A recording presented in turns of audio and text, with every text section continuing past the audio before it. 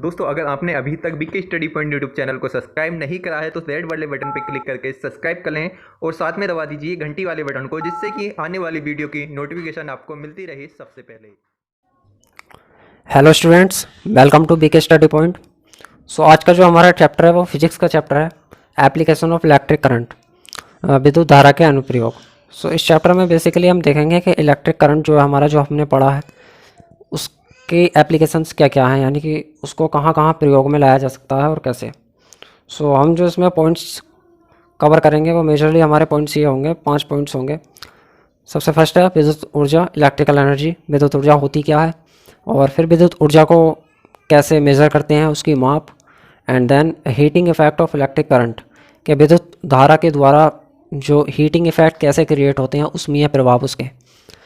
और फिर हम देखेंगे पावर ऑफ इलेक्ट्रिक करंट, यानी कि विद्युत धारा की जो पावर है उसको कैसे मेजर करेंगे, एनर्जी के थ्रू। एंड देन लास्ट में हम देखेंगे instrument based upon heating effect of electric current. Means जो विद्युत धारा का जो हीटिंग इफेक्ट आएगा उस पर कुछ इंस्ट्रूमेंट बनाए गए हैं उसी पे बेस्ड, तो उनको देखेंगे, जैसे कि electric bulb, electric heater, fuse, के इनका क्या क्या यूज़ होता है। सो आज हम ये पॉइंट्स कंसिडर इस चैप्टर में कवर करेंगे। ये फिजिक्स का चैप्टर है, application of electric current. So before we get started, don't forget to like this video and subscribe the channel BK study point for regular updates and share the video. So start करते हैं हम अपना chapter.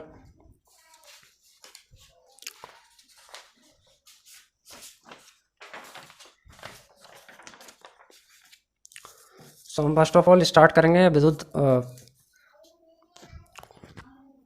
Electrical energy से, विद्युत ऊर्जा।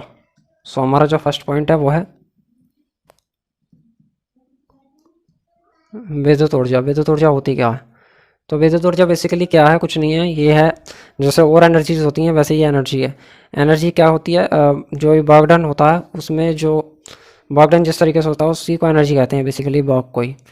जैसे विद्युत ऊर्जा का मतलब है जैसे कि इलेक्ट्रिक करंट फ्लो होता है हमारा, जो विद्युत धारा है उस धारा को प्रवाह करने के लिए जो एनर्जी यूज होती है उसी को विद्युत ऊर्जा कहते हैं। मतलब इलेक्ट्रिक करंट को जो फ्लो करवाने में जो एनर्जी यूज होती है उसी को इलेक्ट्रिकल एनर्जी कहते हैं। सो विद्युत ऊर्जा बेसिकली निकालते कैसे हैं, इसको मेज़र कैसे करते हैं। तो जैसे लेट से कोई वायर है, अब ये वायर जैसे किसी सर्किट में लगा हुआ है लेट से, तो इस वायर का जो पोटेंशियल होगा यहाँ पर इन एंड पॉइंट पे कुछ, जैसे लेट से यहाँ पर V1 है पोटेंशियल, यहाँ पे V2 है, तो इस वायर में जो इन पॉइंट्स के बीच में जो पोटेंशियल डिफरेंस है, जो इनके पोटेंशियल का डिफरेंस है वो V2 माइनस V1 होगा। इसको लेट से बी कह देते हैं, जो इसका पोटेंशियल डिफरेंस है। अब अगर हमें कोई चार्ज है जो कि यहाँ से फ्लो करवाना है, लेट से Q चार्ज है, यहाँ से इस पॉइंट तक फ्लो करवाना है इस चार्ज को, क्योंकि चार्ज के फ्लो होने से ही करंट फ्लो होगा। बेसिकली चार्ज के फ्लो को ही करंट कहते हैं। तो करंट फ्लो करवाने के लिए हमें यहाँ से एक चार्ज फ्लो करवाना पड़ेगा यहाँ से यहाँ तक। तो इस वायर का जो पोटेंशियल डिफरेंस है बी इंटू में ये चार्ज जो भी है Q। सो ये बेसिकली होगा हमारा कितना वर्क डन हमें करना है, कितना कार्य करना है इस चार्ज को यहाँ से यहाँ तक ले आने में, और इसी को कहते हैं electrical energy, B into Q. So ये आपका सबसे बेसिक सिंपल फार्मूला है इलेक्ट्रिकल एनर्जी निकालने का। जो वर्क डन आएगा उसी को इलेक्ट्रिकल एनर्जी कहते हैं। अब इसको हम चेंज कर सकते हैं अकॉर्डिंग टू हमारे जो पहले फार्मूले हमने पढ़े हैं। जैसे कि क्यू को हम क्या कहेंगे, आई इंटू टी, तो ये हो जाएगा W is equal to V into I into T. और मोस्ट ऑफ द टाइम जो बी इंटू आई है इसको हम पी भी लिखते हैं। ये बेसिकली पावर होता है जो कि इलेक्ट्रिकल पावर होती है, जो कि ये जो हमारा फोर्थ पॉइंट है हम इसको देखेंगे बाद में, इलेक्ट्रिकल पावर कैसे काम करती है। सो इसको ऐसे भी लिख सकते हैं। जो बेसिक फार्मूला वो ये है, इसको याद रखना। और इसकी जो ये आगे इसमें मैनिपुलेशन करी हुई है इसको कर सकते हैं कभी भी, जैसे कि क्वेश्चन में यूज होगा, जो भी टर्म्स दिए होंगे उसके अकॉर्डिंग मैनिपुलेशन कर सकते हैं फॉर्मूले की। जो स्टैंडर्ड है वो ये है। सो डब्ल्यू को लिख सकते हैं B into I into T, और जैसे कि हम जानते हैं बी को आई आर भी लिखते हैं, तो ये बेसिकली हो जाएगा I square into R into T, इसको ये भी ले सकते हैं। और जो इसकी यूनिट होती है बेसिकली एनर्जी को जो हम मेज़र करते हैं वो जूल में मेज़र करते हैं। सो जो हमारा सेकंड है, मतलब सेकंड पॉइंट तो हमारा है मेजरमेंट ऑफ इलेक्ट्रिक एनर्जी, मतलब विद्युत ऊर्जा की कैसे माप करते हैं। तो सेकंड पॉइंट हम देखेंगे अपना इलेक्ट्रिकल एनर्जी को कैसे मेजर करेंगे। तो इसमें कुछ नहीं है, जैसे कि हम वर्क डन को और एनर्जी को एक ही में नापते हैं जूल में, क्योंकि बेसिकली इसी को एनर्जी कहते हैं। सो जो हमारा है B into I into T. So B होता है हमारा वोल्ट में और आई होता है एम्पियर में, टाइम तो हमारा सेकंड में होता ही है। सो इसको अगर हम लेते हैं वोल्ट में और इसको एम्पियर में, राइट। सो ये बी इंटू आई बन जाता है पावर, यानी कि वाट, यानी कि वोल्ट इंटू एम्पियर जो आता है ये निकल के आता है हमारा वाट में। तो बेसिकली ये वाट इंटू सेकेंड हो गया। सो बेसिकली हम यहाँ पे टाइम को जो है आवर में लेंगे तो ये हो जाएगा वाट इंटू आवर। लेकिन अब हमें जो है जो स्टैंडर्ड वो ये है कि 1 किलोवाट आवर जो होता है वो इक्वल होता है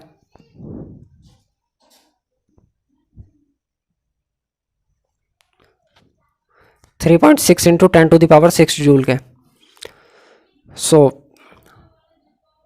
1 किलोवाट आवर इक्वल होता है 3.6 इंटू 10⁶ जूल के। सो जैसे हमारा डब्लू है वो हमने देखा वाट आवर में आया, तो इसको किलोवाट आवर में करने के लिए क्या करना पड़ेगा, वाट को किलोवाट में करना है तो इसको 1000 से मल्टीप्लाई करना पड़ेगा।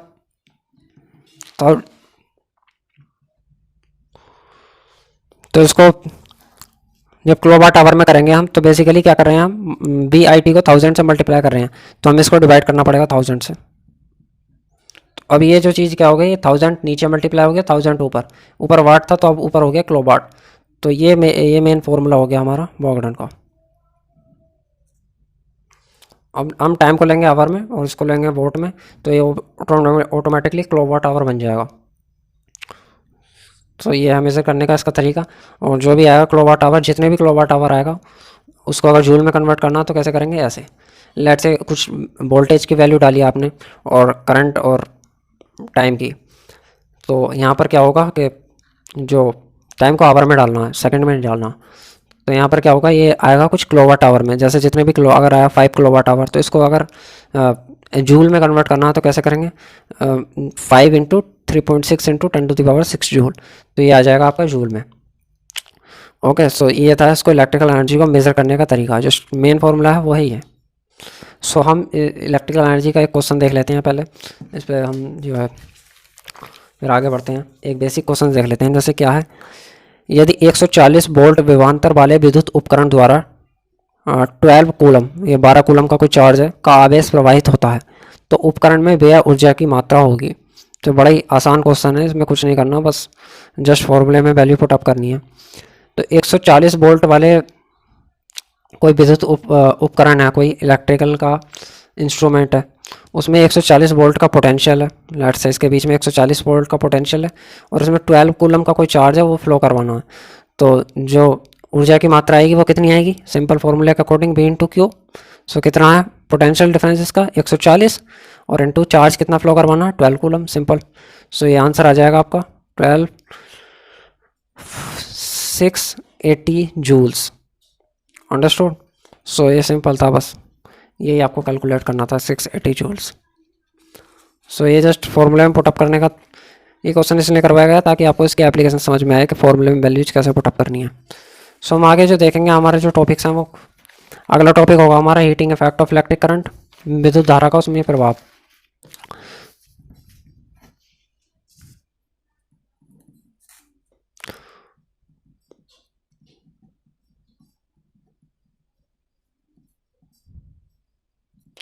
तो जैसे कि मैंने हमारी जो पिछली क्लास हुई थी इससे वो थी उष्मा संचरण के ऊपर, हीट ट्रांसमिशन के ऊपर। तो उसमें मैंने बताया था कि जो इलेक्ट्रिकल एनर्जी होती है और जो वो हीट एनर्जी होती है और जो मैकेनिकल एनर्जी होती है, जैसे W मैकेनिकल एनर्जी है और हीट एनर्जी है, क्योंकि मैकेनिकल एनर्जी को हीट एनर्जी में कन्वर्ट करा जा सकता है और हीट एनर्जी को मैकेनिकल में। तो इन दोनों का जैसे कन्वर्जन होता है तो इसका एक कांस्टेंट वैल्यू आती है J which is equal to 4.2 calorie. So ये इसके इक्वल आती है। तो यहाँ पर बस कुछ नहीं करना, हीट एनर्जी है उसको कितनी हीट एनर्जी निकलेगी कितनी मैकेनिकल एनर्जी से वो आएगी बेसिकली यहाँ पे जो मैकेनिकल एनर्जी है वो है इलेक्ट्रिकल एनर्जी, क्योंकि इलेक्ट्रिकल एनर्जी से ही मैकेनिकल वर्क करवा रहे हैं हम। तो ये बेसिकली होगी W/4.2 कैलोरी, ठीक है। और हमारा W तो यहाँ पे हमें पता ही है कितना है, B/Q/4.2, ये इतने कैलोरी में आ जाएगी। तो ये इतना सिंपल था।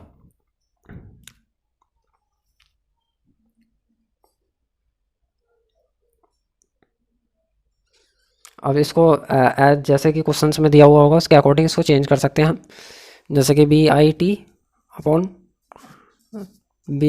ये कितना हो जाएगा 4.2, राइट। और बी को भी चेंज कर सकते हैं, आई इंटू आर में I²RT हो जाएगा, या फिर आई को चेंज कर सकते हैं B/R में, ठीक है। तो हो जाएगा B²T/4.2 इंटू आर। तो ये बेसिकली हीट एनर्जी है कि कितनी हीट एनर्जी निकलेगी कितने इलेक्ट्रिकल एनर्जी से, ठीक है। तो ये काफ़ी सिंपल था। तो इसके ऊपर हम कुछ क्वेश्चन कर लेते हैं पहले। और अगला जो आपका है ना, ये 4th पॉइंट पहले सी को कवर कर लेते हैं, छोटा सा पॉइंट है, इसमें कुछ नहीं है। सामर्थ्य है, शक्ति, पावर। तो ये पावर क्या है, पावर काफ़ी जैसे कि हम पहले देख चुके हैं, पावर और कुछ नहीं है, बस यही है। पावर बेसिकली होती है B/I। जैसे कि कोई कोई भी हम काम करते हैं तो पावर का मतलब क्या होता है, रेट ऑफ डूइंग वर्क, मतलब कार्य करने का जो दर है। तो जैसे कि यहाँ पर जो पावर का मतलब हुआ वो ये हुआ कि इलेक्ट्रिकल एनर्जी द्वारा जितना भी, वो इलेक्ट्रिकल करंट द्वारा जितना भी कार्य हुआ वो कितने टाइम में हुआ, बस इतना ही मतलब है। तो ये बेसिकली इक्वल होता है B/I के, कितना वोल्टेज क्या क्रॉस, कितना करंट फ्लो हुआ। सो B/I है। तो सिंपली क्या लिख सकते हैं, I², B को IR लिखें तो I²R। तो यही था अपना power, as simple as that. इसका क्वेश्चंस में यूज़ होता रहता है, पावर दे देते हैं, उससे कुछ ना कुछ वैल्यूज निकालनी होती हैं बस, और कुछ ज़्यादा पूछना नहीं होता इसमें। सो हम अगला अपना, अब हम कुछ क्वेश्चन देख लेते हैं इस पर, जो हमने ये heating effect of electric current पढ़ा है, ठीक है, विद्युत धारा का उसमें प्रभाव। तो इस पर जो बेसिकली ये क्वेश्चन है, क्वेश्चन नंबर 3। तो पहले हम क्वेश्चन नंबर 2 देखते हैं। क्वेश्चन नंबर 2 थोड़ा सा ये जो है बेसिकली, ये जो क्वेश्चन नंबर 2 है ये बेसिक सर्किट सॉल्विंग का है, ओम्स लॉ वगैरह का, और कुछ नहीं है इसमें। 3rd क्वेश्चन है हमारा हीट के ऊपर थोड़ा सा, तो हम पहले इसको देख लेते हैं, सेकंड को। यदि एक 200 ओम प्रतिरोध वाले वोल्टमीटर को बारी बारी से कुंडलियों के समांतर क्रम में निम्न चित्र अनुसार लगाएं तो वोल्टमीटर के पाठ्यांक होंगे। मतलब ये है कि जो 200 ओम प्रतिरोध वाला एक वोल्टमीटर है, ठीक है, उसको बारी बारी कुंडलियों के समांतर क्रम में, मतलब पहले जो लगाना है फर्स्ट में वो कुछ इस तरीके से लगाना है। कोई सर्किट है, उसमें 4 वोल्टेज की बैटरी है, करंट फ्लो हो रहा है, 100 ओम का रेजिस्टेंस है, एक 200 का, ठीक है, श्रेणी क्रम में। फिर पहले 100 ओम के अक्रॉस अगर हम वोल्टमीटर लगाते हैं, या फिर सेकंड वाले केस में अगर 200 ओम के अक्रॉस वोल्टमीटर लगाते हैं, और वोल्टमीटर का जो रेजिस्टेंस है वो है, प्रतिरोध जो है 200 ओम है, तो यहाँ पर वोल्टमीटर की में क्या रीडिंग आएगी और यहाँ पर क्या रीडिंग आएगी, तो ये रीडिंग बतानी है हमें। तो वोल्टमीटर रीडिंग कैसे शो करता है, वोल्टमीटर रीडिंग शो करता है कि वहाँ पर बेसिकली उस जगह पर जितना भी करंट फ्लो हो रहा है और into that resistance is equal to B. So हम देखेंगे पहले कि यहाँ पर करंट कितना फ्लो हो रहा है और यहाँ का जो रेजिस्टेंस है वो कितना है, इस वाले केस में भी। तो ये अगर जैसे देखा जाए तो ये लेट से ये वोल्टमीटर नहीं लगाएगा, वो हटाया हुआ है, तो जो करंट फ्लो होगा दोनों में सेम होगा। तो करंट निकालना पड़ेगा पहले, कितना करंट होगा। सो करंट कैसे निकलेगा, लेट से फर्स्ट केस को देखते हैं, जैसे कि ये लगा हुआ अभी। तो फर्स्ट केस में हम करंट निकालेंगे पहले।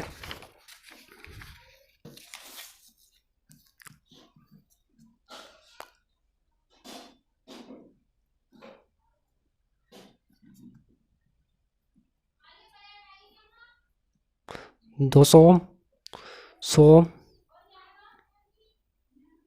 ओम, ओ सॉरी वोल्ट मीटर है यहाँ पर, रेजिस्टेंस नहीं है, वोल्ट मीटर का प्रतिरोध दे रखा है 200 ओम। सो वोल्ट मीटर में रेटिंग चेक करनी है, तो कैसे होगी, पहले इसमें देखेंगे करंट कितना फ्लो हो रहा है और रेजिस्टेंस हो जाएगा उसका कैलकुलेट। सो करंट कैसे होगा, सिंपली वोल्टेज तो दे ही रखी है बैटरी की, और रेजिस्टेंस जितना भी है इसके अक्रॉस देख लेंगे, और आई इजिकल टू B/R लग जाएगा। सो बी तो हमें पता ही है 4 वोल्ट है, इसके अक्रॉस जितने भी रेजिस्टेंस उनको कैलकुलेट करना पड़ेगा। तो कैसे होगा, जो रेजिस्टेंस कैलकुलेट होगा वो होगा 200 प्लस इसका जो रेजिस्टेंस आएगा इस वाली ब्रांच का, वो वाला रेजिस्टेंस कैलकुलेट करना पड़ेगा R डैश। सो R डैश कैसे निकलेगा, अब R डैश को निकलेगा ये 100 और 200 ये किस में है, पैरेलल में है, तो निकलेगा 1/R dash is equal to 1/100 plus 1/200। So ये हो जाएगा 200, 2 + 1 3/200। सो R डैश आ गया हमारा 200/3 ओम। सो फाइनल R कितना आ जाएगा, 200 प्लस 200/3, तो ये आएगा 326 800/3। सो ये आ गया हमारा फाइनल रेजिस्टेंस जो है इस वोल्टेज के अक्रॉस। तो अब करंट कैसे निकालेंगे? करंट सिंपली V/R, बी कितना है 4, और इसके अक्रॉस जितना भी रेजिस्टेंस है कितना 800/3, तो जाएगा 800 और ये 3 ऊपर चला जाएगा तो जाएगा 4 2, तो आई कितना आ गया 3/200 एम्पियर। सो करंट हमें ठीक है, ये हमने निकाल लिया 3/200 एम्पियर। तो अब करंट इसमें 3/200 एम्पियर जा रहा है, ठीक है, इसमें भी और इसमें भी। तो इसमें कितनी रीडिंग आएगी? जो यहाँ पर रेजिस्टेंस है और जो करंट है, तो रेजिस्टेंस यहाँ का कितना है, जैसा अभी हमने कैलकुलेट करा 100 200 कितना आया 200/3। इस वाली ब्रांच में रेजिस्टेंस देखना पड़ेगा हमें, क्योंकि करंट इसमें जा रहा है, फिर इसमें रीडिंग लानी है वोल्टेज की। तो वोल्टेज की रीडिंग इसमें कितनी आएगी I/R के, मतलब इसमें जो करंट जा रहा है 3/200 और इसका जो रेजिस्टेंस है वो है 200/3, ये वाला। तो ये बेसिकली कट के आ जाएगा 1 वोल्ट। तो अगर हम 100 ओम के प्रतिरोध के अगेंस्ट ये लगाते हैं 200 ओम रेजिस्टेंस वाला वोल्ट मीटर, तो ये रीडिंग दिखाएगा 1 वोल्ट की। तो पहला आंसर जो हमारा वो है 1 वोल्ट। सो इसमें कुछ ऑप्शन दे रखे हैं, और जैसे कंपटीशन में यही थोड़ा सा ये देखना होता है कि जैसे अब देखो इसमें दिया हुआ ऑप्शन में 4 वोल्ट 0 वोल्ट। सो ये तो हो नहीं सकता, 2 वोल्ट 1 वोल्ट नहीं होगा, क्योंकि ये पहले वाले के लिए दे रखा है, ये दूसरे वाले, तो पहले वाले का 1 वोल्ट है तो सेकंड वाले का ऑब्वियसली 2 वोल्ट आएगा, तो सी ऑप्शन इज़ करेक्ट। और एक वैसे ये भी ऑप्शन दे रखा है, तो अगर 2 वोल्ट नहीं आया तो ये होगा, फिर वैसे आ ही जाएगा 2 वोल्ट। तो बेसिकली हम इसको देख के कर सकते हैं, कंपटीशन में ये फ़ायदा होता है, पूरा क्वेश्चन कई बार सॉल्व करने की ज़रूरत नहीं होती, टाइम वेस्ट करने की ज़रूरत नहीं है। अगर ऑप्शन से ही कुछ दिख रहा है आंसर का क्लू, तो ऑप्शन से ही टिक करना ज़्यादा अच्छा रहता है। वैसे हम सेकंड वाले को एक बार सोल्व कर लेते हैं, कोई प्रॉब्लम नहीं है। सेकंड केस में क्या है, सेकंड केस में इसके अगेंस्ट लग जाएगा 200 ओम का। तो पहले हम कैलकुलेट करेंगे, कैसे होगा 100 प्लस जो फाइनल रेजिस्टेंस जैसे इसमें कैलकुलेट करा था 100 प्लस इसके अगेंस्ट ये लगेगा, तो कितना हो जाएगा 1/200, और इसका भी उल्टा होगा प्लस और 1/200। तो बेसिकली हो जाएगा 200 प्लस 200 400, ये हो जाएगा 2, तो 1/2 ये ऊपर चला जाएगा 2 200, तो हो जाएगा 2, एक मिनट कैलकुलेट ही कर लेते हैं। 100 प्लस ये हो जाएगा 1/, ये नीचे आएगा 200 और ऊपर आएगा 2, 1 + 1 2 हो जाएगा, तो ये हो जाएगा 1/100, 100 जाएगा ऊपर, तो ये हो गया 200, ठीक है। तो जो आ गया टोटल रेजिस्टेंस वो आ गया 200। और वैसे भी अगर पैरेलल में सेम होते हैं ना, जैसे कि 200 है, तो उसका जो रेजिस्टेंस निकल के आएगा वो 100 ही आएगा, मतलब उसका हाफ आता है। सो ये हो जाए। अब यहाँ पर करंट कितना होगा सेकंड वाले केस में, करंट होगा V/R, मतलब जो वोल्टेज है, वोल्टेज कितनी है, वोल्टेज है 4 वोल्ट और रेजिस्टेंस कितना आ गया 200 ओम, ठीक है। तो ये हो जाएगा अपना, इसको कैलकुलेट करने की अभी ज़रूरत नहीं है। ये ट्रिक होती है कि अगर क्वेश्चंस में बीच में कैलकुलेशन ना करें, अगर वो चीज़ आगे यूज करनी है तो, क्योंकि हो सकता है बाद में डायरेक्ट कट जाए। वैसे यहाँ पे तो आसान है, कर भी लेंगे तो कोई दिक्कत नहीं है। जैसे कुछ कैलकुलेशन टफ होती हैं और बाद में वो इजीली कैंसिल हो जाती हैं, और कुछ बच्चे बीच में कर लेते हैं या फिर बाद में भी करते हैं, तो वो टाइम वेस्टेज है। तो इसलिए बीच में कैलकुलेशन ना ही करें तो बेहतर है। अब जैसे फाइनल हम क्या कैलकुलेट करने वाले हैं, यहाँ पर कितना वोल्टेज शो करेगा वोल्ट मीटर, तो कैसे होगा, यहाँ पर करंट कितना फ्लो हो रहा है 4/200, और इस ब्रांच का जो वो है जो वो रेजिस्टेंस है वो है 200, तो ये हो जाएगा V = I/R 4/200 इंटू जो यहाँ का जो रेजिस्टेंस है वो है 200, ठीक है। ओ सॉरी 200 नहीं, यहाँ का जो रेजिस्टेंस है वो है 100, क्योंकि 200 तो ये टोटल रेजिस्टेंस आया है, हमें देखना है इस ब्रांच का, क्योंकि इसमें वोल्ट मीटर लगा हुआ है। तो इसका है 100, तो ये हो जाएगा 100 × 2 और ये 2 × 2, तो ये आ गया 2 वोल्ट। सिंपली आ गया 1 वोल्ट और 2 वोल्ट, सेकंड वाले में 2 वोल्ट आ गया। तो काफ़ी आसान था वैसे देखा जाए तो ये तो पहले ही सी हमने पहले ही इसको थोड़ा सा मतलब समझ लिया था, कि अंदाज़ा लगा लिया था हमने कि 2 वोल्ट ही आएगा आंसर।